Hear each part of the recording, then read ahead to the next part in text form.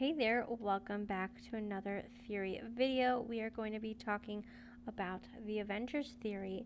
Now, of course, there is a lot that comes with this. Um, there is a lot for the MCU.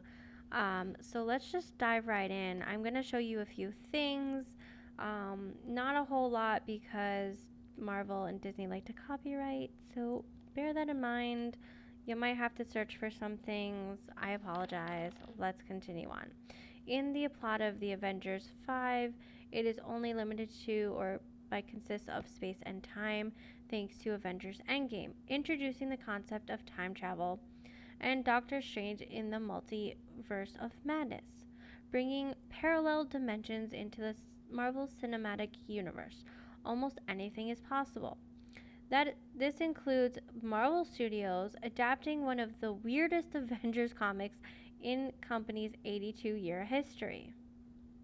One that could bring Avengers 5 all the way back to the dawn of humankind and reveal the untold origin stories of some of our modern superheroes. We're actually going to be covering some of this. The Avengers of 1000 BC, 1 million BC, I'm so confused by that, was the first introduced in Marvel Legacy number 1 as part of flashbacks. The superhero team was mostly made up of the predecessors of the Avengers we know and love, like Odin, aka Thor's father, and Fairhair, the first iteration of Phoenix, who was one of the first mutants.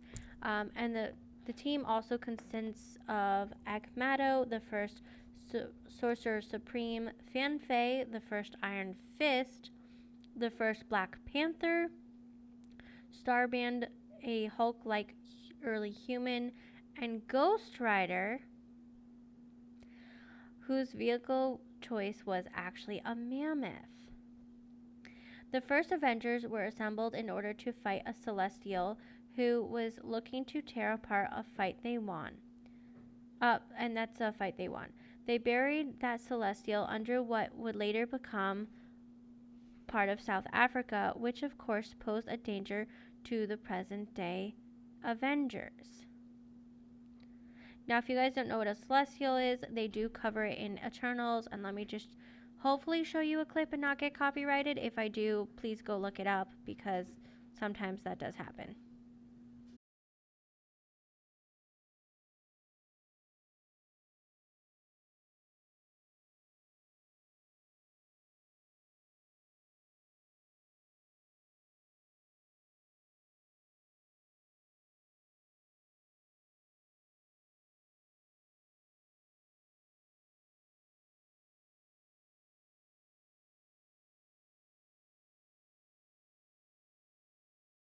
Okay, continue on. From a scientific perspective, it makes no sense to imagine humans living in the year 1 million BC, but it's still a great concept and an amazing movie total. Besides, when has science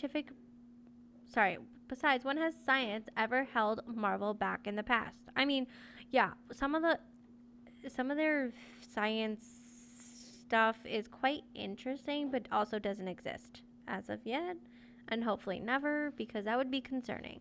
Anyway, aside from the first flashback appearance, the Avengers 1 million BC has had many cameo appearances since there wasn't much of an Earth to save back in the Stone Age.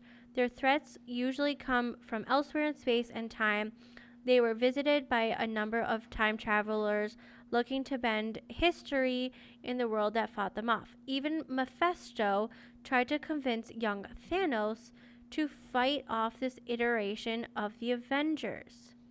Despite the absurdity of a million-year-old Avenger team, this team exists in the same universe as some other Marvel comics, making it the prime candidate for the MCU.